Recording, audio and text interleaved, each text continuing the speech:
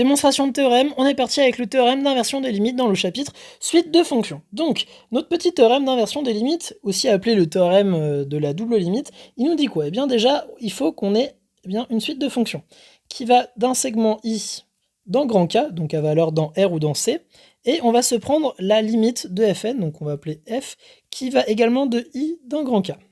On va avoir besoin d'un point x qui appartient à i, si i est fermé, ou x est adhérent. Hop. À i, si i est un intervalle ouvert. Voilà, c'est pour regarder ce qui se passe aux bornes de l'intervalle. Donc, on va avoir deux conditions. Si pour tout n appartenant à grand N, eh bien, la limite de y qui tend vers x de notre fn de y est égale à cette suite numérique. Donc là, c'est une suite numérique qui est égale à un nombre plutôt. Là, ln, c'est un nombre et fn de y, c'est une suite numérique, parce qu'on rentre un nombre à l'intérieur. Et donc ça, c'est la première condition, et que notre Fn converge uniformément vers F sur tout segment AB, donc sur tout segment AB fermé inclus dans I, eh bien on va avoir deux résultats. Le premier, on s'en fout un peu, le deuxième va être intéressant. Donc le premier, ça va être que notre suite numérique va converger, donc la suite DLN va converger. Et le deuxième, on va avoir que la limite de Y qui tend vers X des F de y va être égal à la limite de n qui tend vers plus l'infini de nos ln. Voilà. Et ce truc-là, cette égalité-là, c'est super intéressante parce que si on réécrit ça, eh bien on va obtenir donc que c'est la limite de y qui tend vers x de f de y. Eh bien f de y, c'est la limite, quand n tend vers plus l'infini, de fn de y.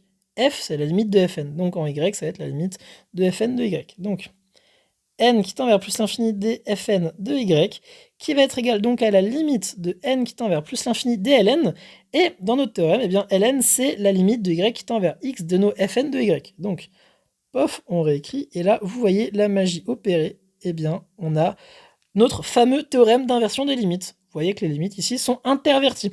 Donc on est parti pour démontrer ça. Donc ce que je vous propose, c'est qu'on se débarrasse du petit résultat inutile qu'on a là, le ln qui converge.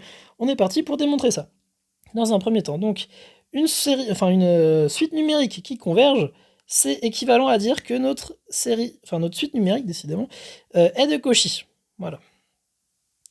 Donc quand on est de Cauchy, ça veut dire que pour tout epsilon positif, il existe un certain rang, appartenant à grand N, tel que pour deux rangs qui viennent après celui-là, bien la différence de ces deux termes évalués en ces deux rangs, est inférieur à epsilon. Donc, passer ce rang-là, on prend n'importe quel terme de U, et on fait la différence, et c'est rikiki. Voilà, ça c'est de Cauchy. Donc, ce que je vous propose, c'est qu'on parte de Ln qui converge, enfin on va démontrer surtout que c'est une suite de Cauchy. Donc, Ln moins Lm. On est parti pour démontrer qu'elle est de Cauchy. Et bien ce truc-là, ça va être très exactement la limite de y qui tend vers x de nos fn de y moins fm de y. Voilà, ça fait partie de l'énoncé. On a dit que ln, c'était la limite quand fn, quand y tendait vers x de fn de y. Donc ici, on a ln moins lm, et bien ici, on a du fn de y moins du fm de y.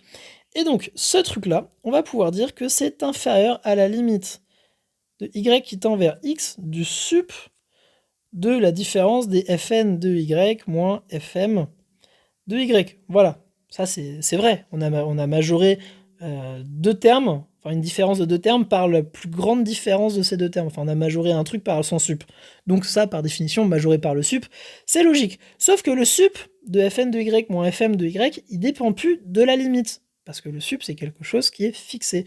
Donc ce truc-là, la limite, elle saute. Voilà, très, très simplement. Fn de y moins fm de y.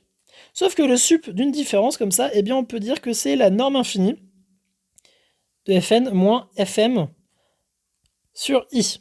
Voilà. Bon, qu'est-ce qu'on fait avec ce petit truc-là? Dans l'énoncé, on nous dit que fn converge uniformément vers f. Donc, quand fn converge uniformément vers f, ce truc-là, ça revient à dire qu'en fait, notre suite de fonctions fn est de Cauchy uniforme, parce qu'elle converge uniformément, de Cauchy uniforme. Voilà. Donc, on va avoir que fn moins fm, en valeur en norme infinie, ce truc-là va être inférieur à epsilon pour tout n et pour tout m Voilà, donc ce qu'on a ici, c'est être inférieur à epsilon. Voilà, donc, eh bien, ln moins lm, ce truc-là, est inférieur à epsilon. Donc, notre petite suite numérique ln est de Cauchy. Et donc, si elle est de Cauchy, ça implique que ln converge. Et ça, on a réussi à démontrer le premier point. Donc, voilà, ça, je pense que c'est pas... Enfin, ça mérite de se poser un petit peu, mais je pense que ça, après mieux réflexion, ça peut être compris par tout le monde. Donc, si vous l'avez compris, tant mieux pour vous. Si vous l'avez pas compris, bah, passez du temps là-dessus à regarder, parce que ça, c'est sympatoche. Et on passe à la suite, donc on efface tout ça. Ça nous intéresse plus, ça dégage. Donc, on est parti pour démontrer le deuxième point. Donc, ce qu'on va devoir démontrer, pour pas le perdre de vue, on va se dire qu'on a démontré ça. Donc, ce que je vous propose, c'est que pour démontrer ce truc-là, eh bien, on pose déjà la limite des ln, histoire que ça nous simplifie un petit peu la vie. Donc, on va poser plein de trucs. Hop. Donc, on pose que la limite de n qui tend vers plus l'infini de notre ln, on va l'appeler L. Voilà, ça sera très bien. Et donc, ce que je vous propose, c'est qu'on traduise aussi l'autre partie de l'égalité, parce que c'est vrai que écrire limite de y qui tend vers x de notre fn de y, eh bien c'est pas beau, on est d'accord, c'est pas beau. Et ce que je vous propose, eh bien c'est qu'on regarde les choses. Y qui tend vers x, eh bien si on a un petit point x qui est ici, eh bien tous nos petits y qui tendent vers x, eh bien ça va tendre vers comme ça. Sauf que ça, c'est exactement ce qui se passe aussi, donc ça c'est pour y, quand maintenant on prend quand on dit que x est adhérent, donc est adhérent, hop, à i, eh bien ça veut dire qu'il existe une suite numérique, donc il existe xn, qui appartiennent, donc tous les points, enfin toutes les valeurs de xn appartiennent à i, donc ça c'est la valeur d'un grand n, qui convergent vers x. Et si on fait le même petit dessin, là, on a x, et bien ici on va avoir x0, x1, x2, x3, blablabla, xn. Donc en fait ici, notre xn et notre y, eh bien, ils vont faire exactement la même chose.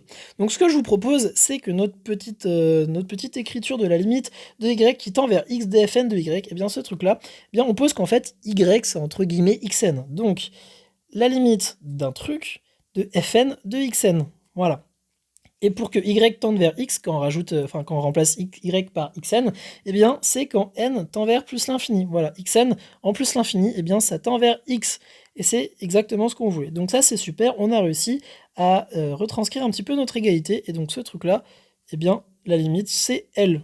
Ça fait partie du truc qu'on va démontrer. Donc ça c'est ce qu'on veut démontrer. Voilà. Donc, ce qu'on veut démontrer, ce truc-là, en fait, si on se le réécrit, ce truc-là, c'est équivalent à dire que pour tout epsilon positif, ça on va écrire en fait la définition de la limite d'une suite numérique. Et bien, pour tout epsilon positif, il va exister un certain rang n0 appartenant à grand N, tel que pour tous les rangs d'après, et bien, la différence entre fn de xn moins L, et bien, va être inférieure à epsilon. Toc toc toc.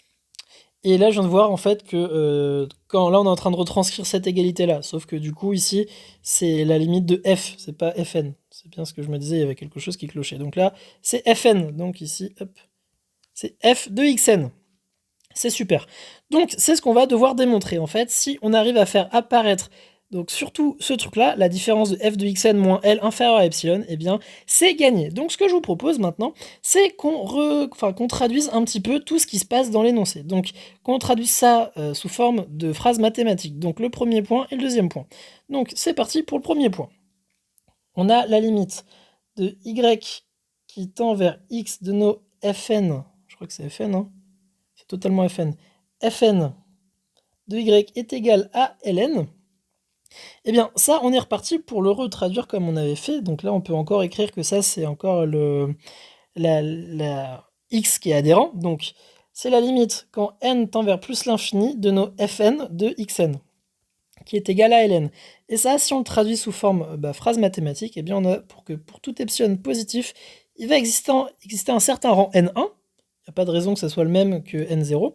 Pour tout n supérieur à n1, donc hop, on n'a que la différence de fn de xn moins ln, soit inférieur à epsilon. Voilà, ça c'est notre premier truc, ça c'est le premier point, donc petit 1.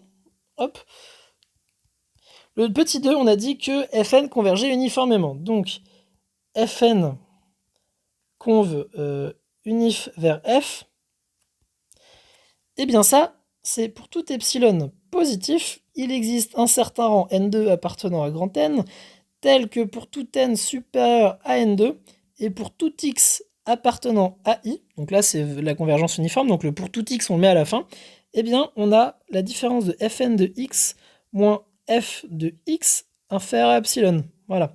Sauf que ça c'est pour tous les x appartenant à i. Donc si ici on prend à la place de x on prend tous les petits xn, eh bien on va obtenir, hop, donc pour tout xn appartenant à i si vous voulez, eh bien ici on va avoir tous les fn de xn, donc on va le réécrire un petit peu, fn de xn moins f de xn qui vont être inférieurs à epsilon. Donc ça va être notre deuxième traduction d'énoncé.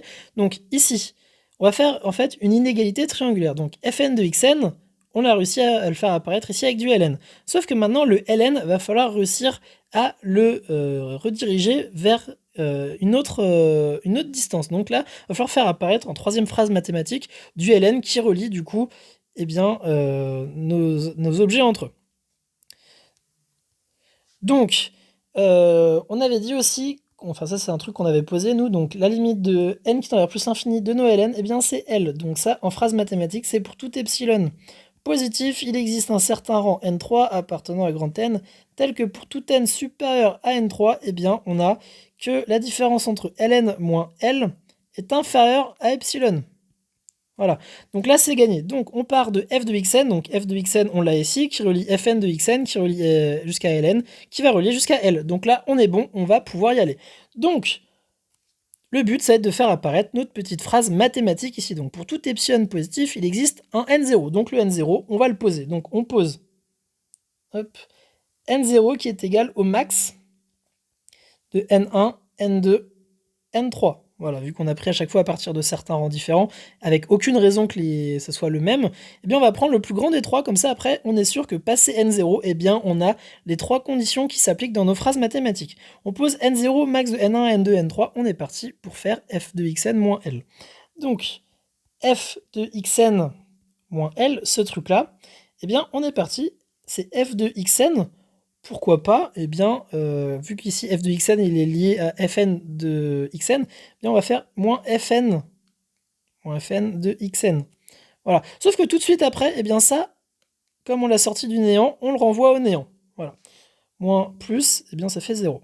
Maintenant, fn de xn, ici, on va le relier à un autre truc qu'on a trouvé. Ici, on a fn de xn relié avec ln. Donc c'est super. Donc on fait tout de suite apparaître du moins ln, et tout de suite, on le fait disparaître. Et le ln, eh bien ici, il est relié à L, et c'est super parce qu'à la fin, faut qu'on retrouve L. Donc on va faire moins L, voilà.